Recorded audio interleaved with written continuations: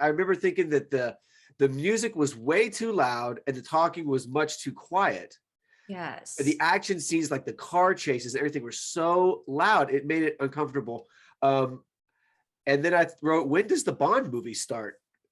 Because it didn't feel like a Bond movie at first. How are you receiving me? Yeah, exactly. And then I wrote again, why did Ursula follow him? Like they were taking him captive and had him like beat up and they were dragging him and she just walked with him. They weren't even paying attention. Animal magnetism. Oh yeah, he couldn't get away from her.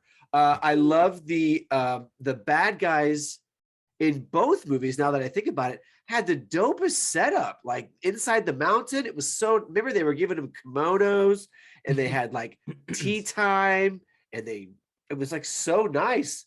And the other thing I wrote was, where did the water go? And I think that had to do with the pipes, remember?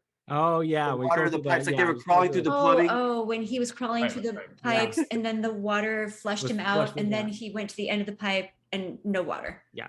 No, it was like, it was just going to empty into that room, which was actually a functioning like hallway of the lair. So yeah, it was just a regular hallway. There were a few holes in Doctor. And my last note said that Jim said that this podcast is timeless.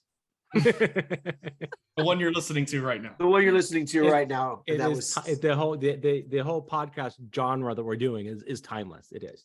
Yes. What I liked is that Sean Connery was well dissected during the viewing of this, because the three of you wanted to know from me if he was sexy, and he does have some, at least he did before. I know he likes to slap bitches about that. He does have a good deal of sex appeal. He started losing his hair at 17, and from like 1958 on, he started wearing toupees in his movies. Oh, wow. But Zach and Steve were so engrossed in how long his eyebrows were. They were very uncomfortable. So there was like a good deal of that casino scene that was really just focused in on his eyebrows. Like they come down to like his mid-eye. It's bizarre. It's like two caterpillars crawling on my face. Sean, is that you? James Bond.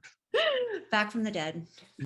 But you know, an interesting thing is too, you mentioned Sean Connery. I was looking through some stuff, and who they originally wanted to play Bond was Cary Grant. That was that was kind of like their first. That's who they decided at first. That's who they wanted, but he would only commit to one, and they wanted someone who was commit to a franchise. They knew they were going to make this a franchise, so they wanted to get someone to commit to it longer. So he was like kind of their first go-to, and there's other people in between. But I thought that was interesting that Cary Grant was, and I could totally see Cary Grant as James Bond. That totally makes sense. You would think they would want a British person though, right? Like that would be part of the deal, but I guess not. It's Hollywood, so yeah. Yeah, because he's Sean Connery's Scottish, no? Mm-hmm. Yeah. I had heard that they saw him in Darby O'Gill and The Little People, and then said, this is the guy that we want. And then they wanted him, but because of studio politics, they ended up holding auditions that were just fake because they'd already hired Sean Connery. I heard that too. I had forgotten about Darby O'Gill. I used to love that movie. I know, it was a good one. Just so we know. Not enough bitch slapping in that though.